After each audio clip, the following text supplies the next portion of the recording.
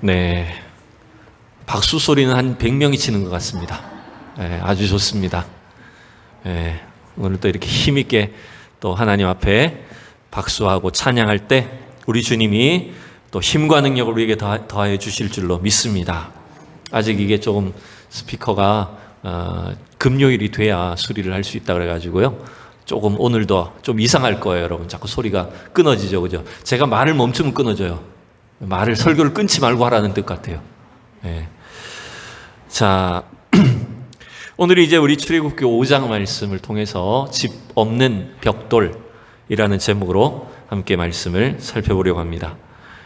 여러분, 우리가 성경을 읽을 때 성경에는 무수히 많은 인물과 사건들이 이렇게 기록이 되어 있죠. 그래서 우리가 어떤 지식적으로 성경을 다 깨닫거나 외우거나 이해하는 것은 굉장히 어렵습니다. 너무나 양이 많고 이야기도 다양하니까요. 그런데 우리는 이 성경을 읽고 또 말씀을 들으면서 표면적으로 보여지는 사건이나 표면적으로 나타나는 이야기뿐만 아니라 일단 표면적으로 보이지 않는 이면에 있는, 그 내면에 있는 하나님의 뜻이 무엇인가라고 하는 것들을 잘 깨닫는 것이 필요합니다. 예를 들면 이 출애굽기는 쉽게 말하면 하나님께서 모세를 통해서 애굽에 있는 이스라엘 민족, 이스라엘 백성들을 출애굽시키는 내용이잖아요. 그래서 가나안 땅, 하나님 주신 약속의 땅으로 그들을 구원해 내시려고 하는 것이 이 출애굽기의 이야기입니다. 그게 표면적인 이야기예요. 그러나 여러분, 그 표면적인 그 사건들, 나열된 사건들 이면에는 뭔가 하나님께서 애굽이나 모세나 혹은 이스라엘 백성들을 향해 의도하신 일들이 있다는 거예요. 지금 당장은 이 상황과 사건은 잘 이해가 되진 않지만 그 이면에, 그 내면에 어떤 감추어져 있는 하나님의 계획, 하나님의 뜻이 무엇인가라고 하는 것들을 자꾸 발견해낼 수 있는 그런 눈이 필요합니다. 그런 은혜가 필요해요. 이건 우리 삶에도 마찬가지입니다. 우리 개인의 삶이나 우리 삶에 일어난 사건들 속에서도 지금 당장은 이해되지 않는 일들이 참 많아요. 왜 이런 사건이 일어날지, 왜 이런 어려운 문제들이 우리에게 닥치는지 지금 당장은 잘 깨닫지 못하고 어렵지만 뭔가 그 배후에 하나님이 역사하신다, 하나님이 일하고 계신다, 하나님께서는 자기의 계획들을 구체적으로 이루어가고 계신다라고 하는 것들을 우리는 신뢰해야 된다는 것입니다. 여러분, 이 출애굽기를 통해서 이제 그러한 내용들을 우리가 어느 정도 깨달아 볼 수가 있는데, 오늘 이 본문 5장이 그러한 가르침들을 우리에게 잘 보여주고 있습니다. 여러분, 이제 이 5장 말씀에서는 이제 모세와 아론이 바로 왕과 이제 정식으로 전면적인 대결을 하는 장면이 오늘 본문에 기록이 되어 있죠. 하나님께서 모세를 부르셔서 모세에게 하나님의 그 구원 계획을 알려주셨고, 그리고 힘이 없는, 능력이 없는 모세에게 하나님의 지팡이를 들려주셔서 하나님의 이적 능력들을 모세에게 갖게 해주셨어요. 그래서 또 모세의 입을 대신할 누구를 붙여주셨죠, 하나님이? 형 아론을 붙여주셔서 이제 모세와 아론이 드디어 애굽 땅에 돌아와서 바로 왕 앞에 서는 장면이 오늘 본문에 이제 기록되어 있습니다. 그래서 이 모세와 아론이 애굽 땅에 참 두려운 마음으로 들어왔지만 일단 이스라엘 백성들이 모세를 통해서 하나님이 살아계신다, 그리고 하나님께서 우리를 향하여 이런 계획들을 갖고 계신다는 소식을 들었을 때 그들은 막 감격했어요. 하나님께 경배했어요. 그게 이제 4장 마지막 부분에 나옵니다. 그래서 용기백배한 모세와 아론은 이제 애굽 왕 바로 왕 앞에 서게 되죠. 자, 오늘 1절을 다시 한번 읽어봅시다. 시작. 그 후에 모세와 아론이 바로에게 가서 이르되 이스라엘의 하나님 여호와께서 이렇게 말씀하시기를 내 백성을 보내라. 그러면 그들이 광야에서 내 앞에 절기를 지킬 것이니라 하셨나이다. 아멘. 여러분, 이 모세와 아론은 하나님께서 주신 명령대로 이제 바로 왕 앞에 하나님께서 이렇게 말씀하셨습니다. 내 백성을 보내라, 하나님을 섬기게 해라 라고 이렇게 바로 왕 앞에 당당하게 요구를 했죠. 여러분, 이 모세나 아론의 입장에서는 이것이 지극히 당연한 요구이지만 바로 왕의 입장에서는 어떨까요, 여러분? 바로 왕의 입장에서는 이 모세와 아론의 요구가 어떻게 들리겠습니까? 따라합시다. 가당치도 않다. 네. 이건 가당치도 않은 이야기를 하고 있는 거죠. 어느 날 갑자기 남루한 옷을 입은 꾀죄죄한 노인 2명이, 히브리 노인 2명이 나타나더니 하나님께서 이렇게 말씀하셨다. 내 백성을 보내라고 하셨다. 이렇게 요구를 하니까 이 바로 입장에서 이게 웃기지도 않는 일인 거예요. 자, 2절에 바로 왕이 뭐라고 대답을 하는지 보십시오. 시작. 바로가 이르되 여호와가 누구에게 내가 그의 목소리를 듣고 이스라엘을 보내겠느냐? 나는 여호와를 알지 못하니 이스라엘을 보내지 아니하리라. 여러분, 이 바로 왕의 반응은 지극히 당연한 거예요. 그죠? 여러분 생각해 보세요. 애굽의 신들 중에, 그리고 살아있는 신으로서 최고의 말 그대로 신은 누구일까요? 바로 왕 자신입니다. 애굽에 수많은 신들이 있고 그 신들 중에 살아있는 신으로서 모든 애굽 사람들이 참으로 이 신으로 섬기는 대상은 바로 자신이란 말이에요. 근데 이 히브리인 2사람이 오더니 이스라엘의 하나님이 나타났다. 이스라엘의 하나님이 이렇게 말씀하셨으니까 당신은 우리 백성을 보내줘야 된다라고 이렇게 요구를 하는 거예요. 이거 내가 신인데 나 말고 다른 신을 이야기한다는 것 자체가 웃기는 일이에요. 지금 2절에 보면 바로 왕이 뭐라고 얘기합니까? 나는 이스라엘의 하나님을, 여호와를 알지 못한다고 표현을 합니다. 여호와가 누구길래 내가 그 목소리를 들어야 되느냐? 이 말은요, 바로 왕이 이스라엘의 신을 알까요, 모를까요? 여러분, 바로 왕은 이스라엘 신을 분명히 알았을 거예요. 왜냐하면 이스라엘 백성들이 자기들 나름대로 섬기는 신이 있다는 걸 알 거 아니에요.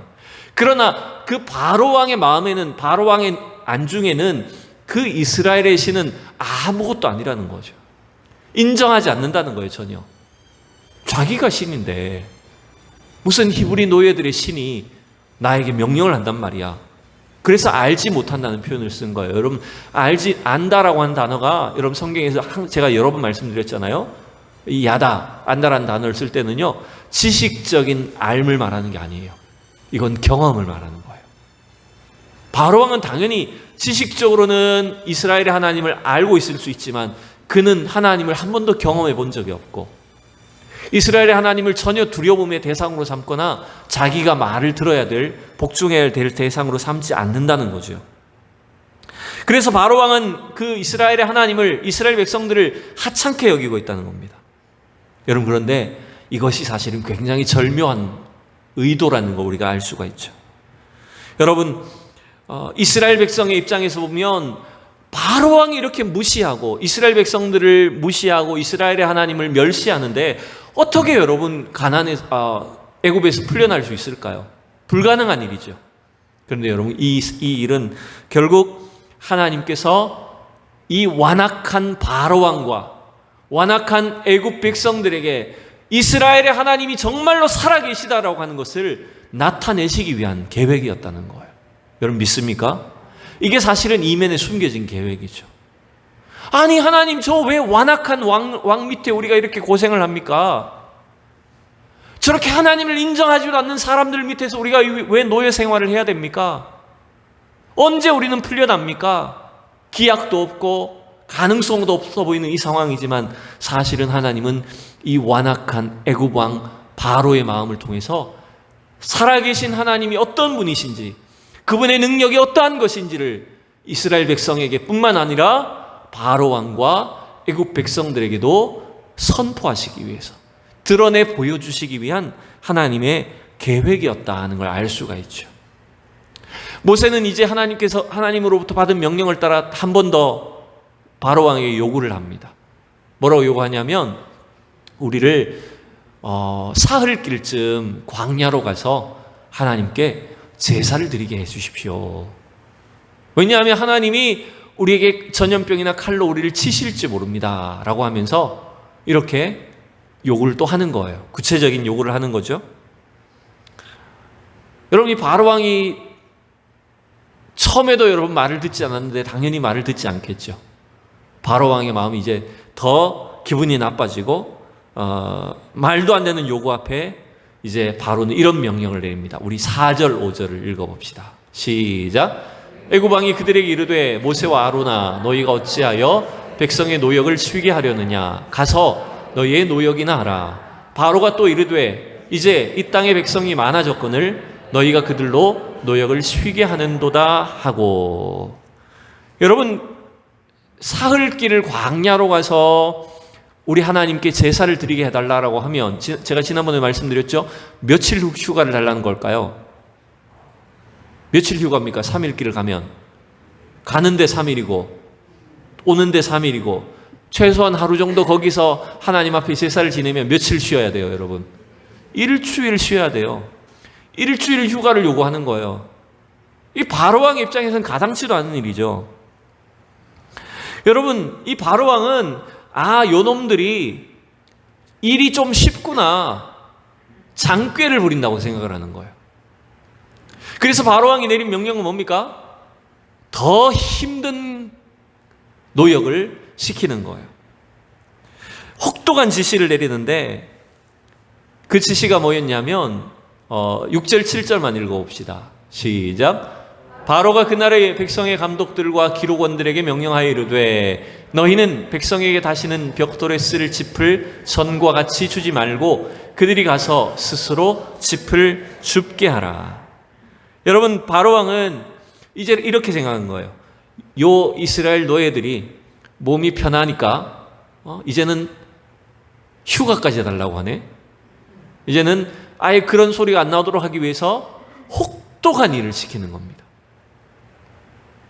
그래서 이 백성의 감독들과 또 기록원들, 여러분이 이 성경을 이 5장을 전체적으로 보면 백성의 감독들은 애굽 사람으로 여겨져요. 즉 히브리 노예들을 감독하는 그 관리들은 애굽 사람이죠. 그리고 그 애굽 감독들, 관리들 밑에서 기록원을 하는, 말하자면 뭐 반장이라고 할까요? 그 노동 현장에서 그 반장 역할을 하는 사람들은 누구냐면 이 히브리인입니다. 그래서 이 감독들을 통해서 기록원들에게 지시를 내리는 겁니다. 반장들에게. 무슨 지시를 내리냐면 이전에는 벽돌을 만들 때 그 벽돌 재료인 흙과 진흙과 짚을 함께 줬다는 거예요. 그래서 그날 벽돌을 만들 분량을 줬는데 그 분량이 있었는데 이제는 진흙만 주고 짚을 주지 않는 거예요. 그 벽돌에 들어가야 될 짚을 주지 않고 알아서 너희들이 짚까지 찾아서 만들으라는 거예요. 그런데 그 짚을 만들려면 여러분 다 돌아다녀야 되잖아요. 들판, 논밭을 돌아다녀서 그 짚을 구해가지고 벽돌을 만들어야 되는데 그 수량을 어떻게 하라고요? 똑같이 하라고. 이전에 할당량과 똑같은 양으로 매일매일 벽돌을 찍어내야 된다는 거예요. 여러분, 제가 어릴 때도 저희 시골 동네에 가보면 그 집들이 다 제대로 된 이제 시멘트나 뭐 벽돌 이런 게 나오기 전에는 여러분 뭘로 집을 지었죠? 다 흙벽으로 집 지었잖아요. 그죠? 저도 시골 집들이 그런 거 기억이 나요. 그래서 속에는 나무로 이렇게 대충 이렇게 뼈대를 잡고 하지만 또 겉에도 무슨 회를 칠한다 그러나요? 그런 걸로 번듯해 보이지만 이게 좀 벽이 오래되거나 벽이 깨지면 속에 갈라지면 보면 다 흙으로 발라져 있어요. 그런데 흙을 그냥 바르면 떨어지니까 거기 뭘 섞어 바릅니까, 여러분? 그렇죠. 짚을 다 썰어서 짚을 지득여가지고 진흙과 섞어가지고 그 흙벽을 바릅니다. 그래야 짚이 어느 정도 이 흙을 지탱하고 있기 때문에 제가 어릴 때도 시골 집들이 다 그런 식이었어요. 집에 자다 보면 벽지 안에 그냥 흙이 후루루 떨어지고 그런 일이 많았죠. 근데 이때도 여러분 이 고대 시대에 이 이집트에 물론 화려한 어떤 신전들은 돌로 지은 경우가 많았죠. 피라미드 같은 경우에. 그런데 나머지 어떤 성들이나 건물이나 이런 것들은 다 진흙 벽돌을 가지고, 물론 이렇게 진흙을 바른 게 아니라 아마 벽돌을 구운 것 같아요. 그래서 그 벽돌을 만들 때 반드시 이 짚이 들어가야 되는 거예요. 그리고 오늘 본문을 보면 이게 굉장히 체계적이라는 걸 알 수가 있죠. 그죠? 현장 감독들이, 애굽 사람들이 감독을 하고 그 밑에 다 반장들, 기록원들을 세워가지고 체계적으로 히브리 노예들을 관리를 한 거예요. 그래서 하루에 할당량 벽돌 몇 장씩 그렇게 해서 이제 애굽에 있는 건물들을 다 세우는 작업을 한 거예요. 실제로 여러분 고고학자들이 1908년도에 그 이집트에 있는 그 비돔성으로 여겨지는 건물들을 발굴을 했대요. 비돔성 건물을 발굴을 했더니 이렇게 발견이 됐답니다.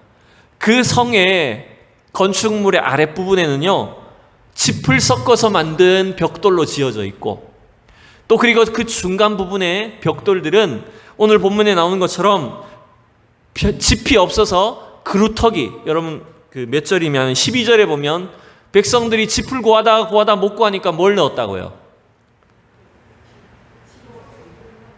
예, 곡초 그루터기를 넣었다, 이런 구절이 있죠. 제가 이거 그루터기가 뭔지를 원어를 찾아보니까 이게 무슨 왕겨 같은 거래요. 예. 그러니까 짚이 없어 놓으니까 아마 추수하고 나온 어떤 찌끄러기나 이런 왕겨들, 제대로 사실 역할을 못할 것들을 찾아가지고 넣었다는 거죠. 그래서 그 비돔성의 중간 부분의 벽돌들에는 그렇게 왕겨 같은 걸 넣은 벽돌이 있었고요. 그 다음에 제일 윗부분에는 오늘 본문에 나온 것처럼 짚이 없는 벽돌을 썼더래요. 아마도 이 시기에 이렇게 강제 노역을 통해서 제대로 된 벽돌을 만들지 못하고 짚 없는 벽돌로 지은 것이 아닌가, 이렇게 학자들은 추정을 하는 거죠. 여러분, 이 바로 왕의 어떤 이 정치는, 공포 정치는 두 가지 계략이 있는 것 같아요. 제가 생각했을 때 짚을 주지 말라라고 하는 거는, 이건 굉장히 어떻게 보면 별일 아닌 것처럼 보이지만 노예 생활을 하고 있는 이 이스라엘 민족의 입장에서, 히브리 민족의 입장에서는 이건 엄청나게 혹독한 시련입니다. 짚이 없이 벽돌을 만들 수가 없잖아요. 그 다음에 또 할당량을 채우지 못하면 어떻게 합니까? 할당량 채우지 못하면 어떻게 할까요? 오늘 본문에 때린다고 되어 있습니다. 백성의 그 반장들로부터 히브리 노예들을 때렸을 거예요. 그러니까 이 히브리 백성들에게, 이 노예들에게는 엄청난 고난, 혹독한 시련이 다가온 거죠. 그래서 이 바로 왕의 이 공포 정치를 통해서 무슨 말을 못하게 하는 걸까요? 무슨 소리를 못하게 하는 걸까요? 다시는 휴가 달라는 소리를 못하게 하는 거죠. 우리를 좀 광야로 보내달라, 우리 하나님이 이렇게 말씀하셨습니다, 이런 소리는 일절 꺼내지 못하도록 하기 위해서 이렇게 엄청난 압박, 핍박을 하고 있는 거예요. 여러분, 이게 대부분 독재자들이나 공포 정치를 하는 그런 나라들, 그런 정권들이 이런 일을 사용하죠. 그래서 여러분, 우리는 사실은 그러한 어려움, 그렇게 심한 어려움 속에 신앙생활을 하진 않지만, 여러분, 어쩌면 우리 성도들은요, 이 불신 세상에 하나님을 섬기고 하나님의 말씀대로 이 세상을 살려고 하다 보면 이런 어려움이 있을 수가 있다라고 하는 것입니다. 지난주에 제가 주일날 보여드렸던 것처럼 지금 저 아프간에는 2,000명, 3,000명 정도의 아직도 기독교인들이 남아있다는 거예요. 그들은 분명히 이슬람이었는데 기독교를 개종한 사실들 다 알고 있고, 탈레반이 색출을 하면 그 사람들은 다 목숨을 내놓아야 되는 상황이라는 거죠. 북한은 어떨까요? 우리 북한에 있는 믿음을 지키고 있는 사람들이 아마 그렇게 많지 않는지 모르겠지만 지하에 남아있는, 숨어있는 사람들이 분명히 있을 거예요. 여러분, 이와 같이 세상은, 하나님을 믿지 않고 하나님을 인정하지 않는 세상은 우리에게 이렇게 혹독한 시련을 통해서 압박을 합니다. 뭘 요구를 할까요? 우리의 신앙을 타협하도록 요구합니다. 우리의 신앙적인 타협을 하고 신앙을 내려놓도록 만들어 놓는 거죠. 목숨을 위협하고 세상의 물질이나 우리의 건강이나 이런 여러 가지 시련을 통해서 우리의 신앙을 약화시키려고 하는 그 공격들이 있을 수 있다는 거예요. 그래서 여러분, 이 혹독한 시련 때문에 어쩌면 이스라엘 백성들은요, 바로 왕의 명령이 불합리하다는 것조차 생각하지 못합니다. 그렇지 않습니까? 아무리 신적인 존재라 그래도 바로 왕의 그 명령 자체를 불합리한 것이라고 반발하지도 잘 못하게 만들어버려요. 우리 탈북한 사람들의 이야기 들어보면 그런 경우가 참 많죠. 아니, 왜 북한에서는 저렇게 불합리한 어떤 독재 정권 앞에 사람들이 한마디도 못할까요? 여러분, 이해가 안 되잖아요, 우리는. 그죠? 그렇지 않나요? 아니, 뭔가 좀 숨어서 자기들끼리 이 정권의 뭔가 문제점을 이야기하고 좀 생각을 할 수 있는 사람이 아무도 없을까? 이런 생각이 들지만, 여러분, 그 혹독한 독재 정치 앞에서 사람들이 완전히 눌려가지고요, 누구도 믿지 못하고 그 부조리함이나 독재 정권의 잘못된 것들을 전혀 생각하지 못한다는 거예요.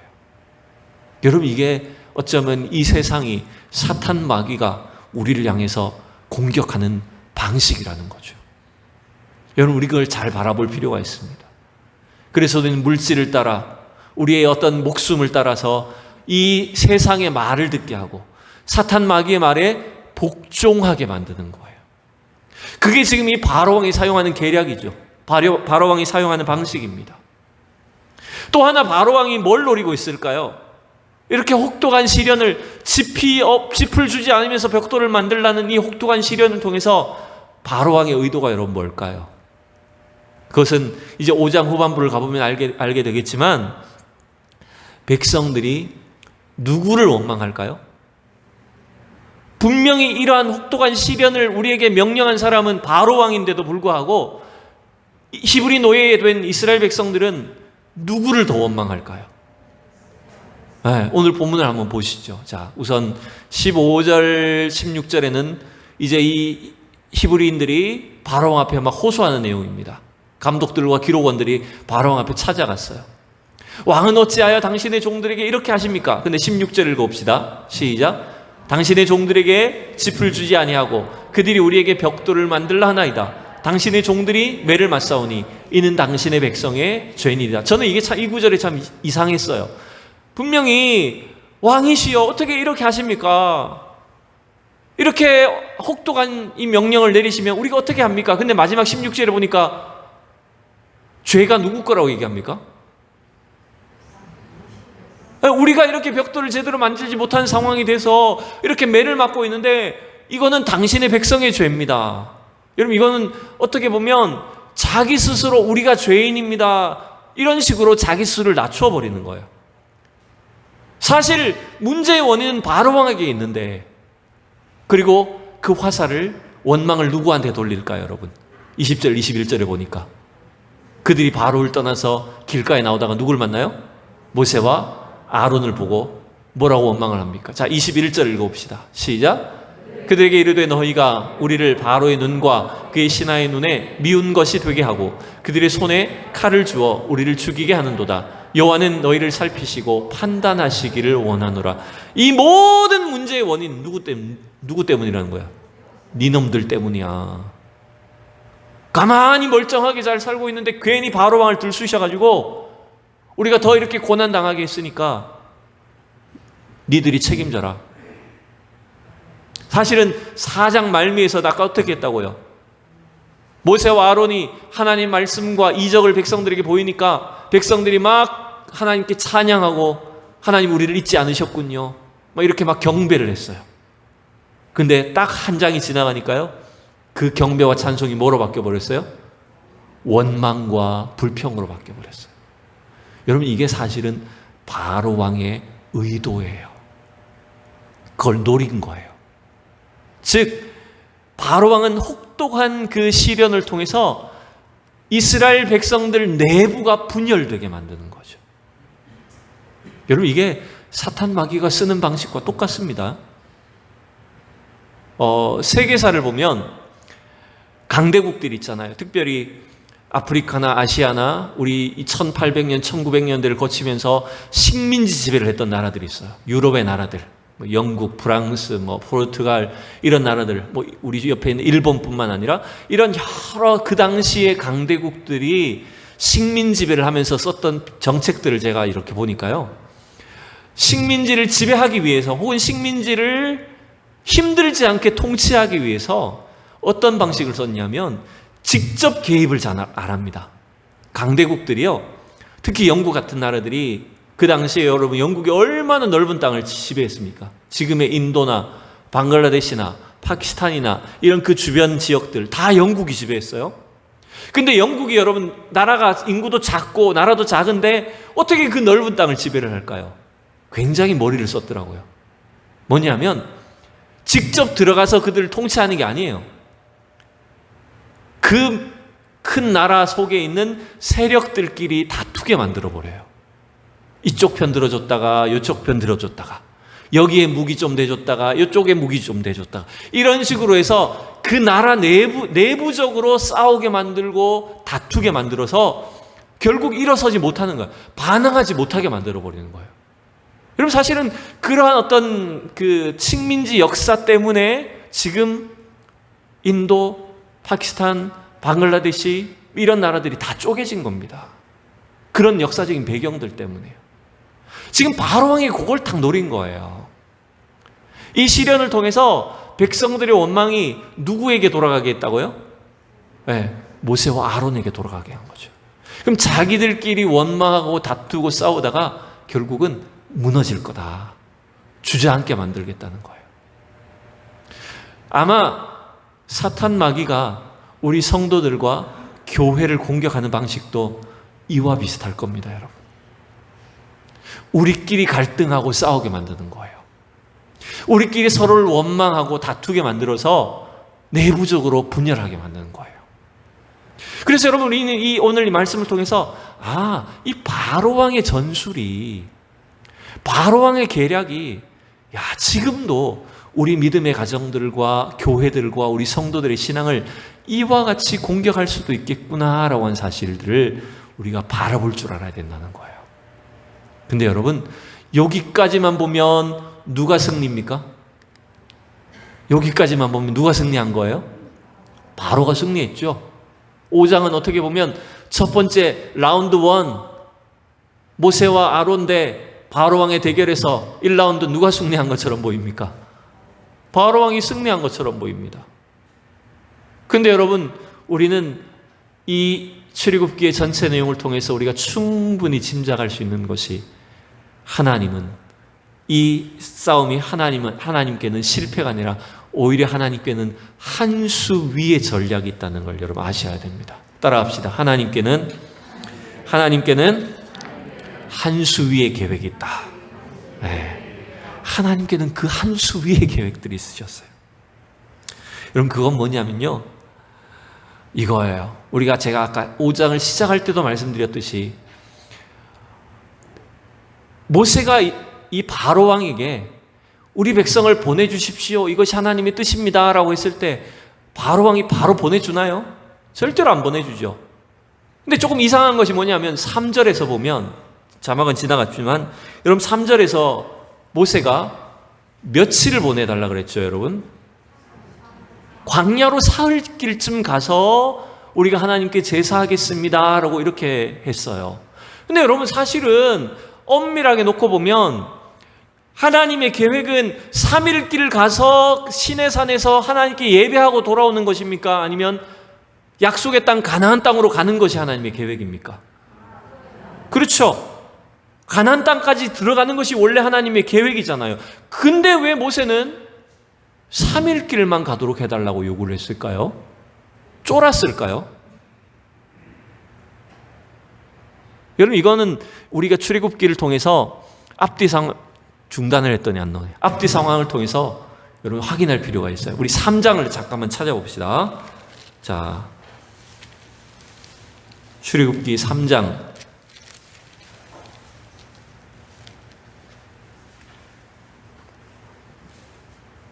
3장 여러분 17절 18절 부분을 보세요. 3장 17절 18절 우리 두 절을 같이 읽어봅시다. 내가 말하였거니와 내가 너희를 애굽의 고난 중에서 인도하여 내어 젖과 꿀이 흐르는 땅 곧 가나안 족속, 헷 족속, 아모리 족속, 브리스 족속, 히위 족속, 여부수 족속의 땅으로 올라가게 하리라 하셨다 하면 그들이 내 말을 들으리니 너는 그들의 장로들과 함께 애굽 왕에게 이르기를 히브리 사람의 하나님 여호와께서 우리에게 임하셨은즉 우리가 우리 하나님 여호와께 제사를 드리려 하오니 사흘길쯤 광야로 가도록 허락하소서 하라. 여러분 보시면 하나님이 바로에게 이미 대사를 주신 거예요, 그죠? 히브리 자기 백성들한테는 하나님이 우리를 저 가나안 땅으로 가게 하셨다라고 이야기를 하고 바로 앞에는 뭐라고 하라고요? 바로 앞에 가서는 사흘길쯤 우리를 보내달라고 이야기를 하라고 한 거예요. 즉 이 말은 모세가 생각해낸 게 아니에요. 하나님이 모세에게 이미 그걸 시키셨어요. 근데 왜 그렇게 사실은 거짓말처럼 보이잖아요. 3일만 가는 게 목적이 아닌데도 왜 3일만 보내달라고 이렇게 요구를 하라고 하셨을까요? 그 다음에 그 해답이 나오죠. 19절, 20절에 해답이 나옵니다. 자, 19절, 20절 읽어봅시다. 내가 아노니 강한 손으로 치기 전에는 애굽 왕이 너희가 가도록 허락하지 아니하다가 내가 내 손을 들어 애굽 중에 여러 가지 이적으로 그 나라를 친 후에야 그가 너희를 보내리라. 아멘. 즉 바로 왕에게 처음부터 큰 요구를 해봐야 안 들어줄 게 뻔한데 하나님은 그 바로 왕의 그 완악한 마음, 강팍한 마음을 이용하셔서 처음에 작은 요구를 하게 하는 거예요. 우리 일주일 휴가 주세요. 3일 길 가서 하나님께 제사하게 하도록 허락해 주세요. 작은 요구를 했을 때 당연히 바로가 안 들어주겠죠. 작은 요구부터 바로는 안 들어줘요. 그러면 점점 더 이 바로 왕이 히브리 민족에 대해서 모세의 말을 자꾸 무시하면서 점점 더 하나님의 능력을 맛보게 될 거라는 거예요. 그래서 그 과정에서 뭘 경험합니까? 몇 개의 재앙을 하나님 내리십니까? 10개의 재앙을 차례대로 내리죠. 그래서 그 10개의 재앙을 통해서 하나님의 그 능력이 무엇인지, 하나님이 어떤 분이신지를 모세나 이스라엘 백성들 뿐만 아니라 애굽 왕 바로와 애굽 백성들에게 다 보여주시려고 하는 계획이었다는 거예요. 그러니 여러분, 하나님은 바로 왕의 머리 한 수 위에 계신 거예요. 아니, 한 수도 아니죠. 한참 위에 계신 거죠. 그래서 이 바로 왕은 자기가 승리한 것처럼 보였지만, 바로의 승리처럼 5장이 끝나지만 여러분 절대로 그렇지 않아요. 하나님의 더 놀라운 계획이 여기에 숨어 있다는 겁니다. 여러분, 우리는 그래서 이사야가 이런 말씀을 했죠. 하나님의 길은, 하나님의 생각은 어떻다고요? 우리의 생각보다, 우리의 길보다 훨씬 더 높다라고 말했어요. 우리가 인간이 생각할 수 있는, 우리 인간이 예측할 수 있는 그 모든 길과 생각보다 하나님도 훨씬 더 높은 계획과 뜻을 갖고 계시다는 거예요. 또 하나 여러분, 마지막으로 이 한 수 위에 하나님 전략은 뭐냐면 이런 겁니다. 비록 바로왕의 명령으로 인해서 지금 집 없는 벽돌을 만들어야 돼요. 아니, 집 없는 벽돌이 아니라 집 없이 벽돌을 만들어야 되는 엄청난 시련에 처하게 되었습니다. 하지만 여러분, 그 시련을 통해서 하나님은 이스라엘 백성들에게 그 시련 속에서 하나님이 어떻게 역사하시는지를 경험하도록 하시는 거예요. 저는 그런 의미에서 우리 개인의 삶 속에서, 우리 성도의 삶 속에 어쩌면 집 없이 벽돌을 만들어야 되는, 집이 없는 그런 어려운 시간들, 압박과 혹독한 시련들을 겪어야 될 때가 저는 있다고 생각합니다. 그러나 여러분, 그것이 절대로 헛되지 않음을 여러분 기억하셔야 됩니다. 하나님은 이 세상으로부터, 악한 나라로부터, 이 통치자로부터, 독재자로부터 우리가 어려운 시련을 겪고 사단 마귀의 어떤 공격이 우리에게 있긴 하지만 그 모든 시련의 시간들을 통해서 우리가 하나님을 경험하고 또 장차 다가올 그 광야 40년의 길을 능히 걸어갈 수 있도록 하는 준비 과정을 우리에게 하신다는 거예요. 우리 성도들의 삶에는 어떤 짚이 없는 시간들이 있었을까요? 짚이 없이 여러분 벽돌을 만들어내야 될 것 같은 그런 어려움의 시간들이 있었을까요?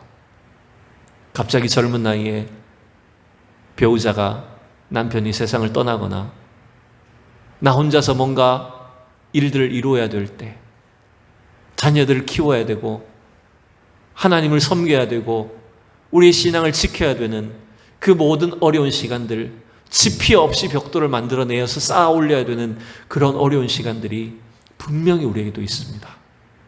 그러나 여러분, 하나님은 오히려 그 과정을 통해서 여러분들을 통해서 역사하시고 주님 우리를 인도하시고 하나님 우리를 단련시키셔서 하나님의 놀라운 일들에 사용하시는 것을 여러분 믿으셔야 됩니다. 여러분 이게 어쩌면 우리 삶 속에도 일어날 수 있는 집 없이 벽돌을 만들어야 되는 그 어려운 시간을 주시는 이유다라고 여러분 생각합니다. 여러분 오늘 이 말씀과 같이 우리 이 성도들이 이 믿음 가운데서 어떤 어려움과 고난도 잘 이겨낼 수 있도록 또 하나님의 그 구원의 능력을 직접 우리가 다 경험하고 또 주님께 영광을 올려드릴 수 있는 그 신앙이 될 수 있도록 여러분 함께 기도해 주시기를 원합니다. 함께 기도하겠습니다. 하나님 아버지 주의 은혜를 감사합니다. 하나님 우리를 이 땅에 하나님 자녀로 불러주시고 우리를 위하여 예비하신 저 영원한 천국 하나님 주님 나라를 향하여 우리를 인도하여 주신 하나님 참으로 감사합니다.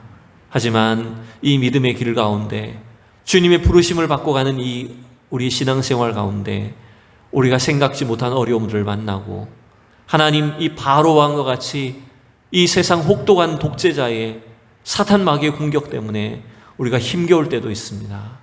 하지만 그 모든 상황들을 통하여서 하나님의 놀라운 계획이 있음을 알게 하여 주시옵시고 하나님 우리를 훈련시키시고 단련시키셔서 하나님 영광스러운 주님 나라에 합당한 주의 백성들이 될 수 있도록 우리를 인도하심을 믿고 확신 가운데 나아가는 저희가 되게 하여 주시옵소서. 하나님 특별히 코로나 시대를 살고 있는 우리 성도들을 주님 위로하여 주시옵시고 담대한 소망이 있게 하여 주시옵시고 하나님의 약속을 신뢰하며 믿음으로 전진해 나갈 수 있도록 주님 축복하여 주시옵소서. 살아계신 예수님의 이름으로 기도하옵나이다. 아멘.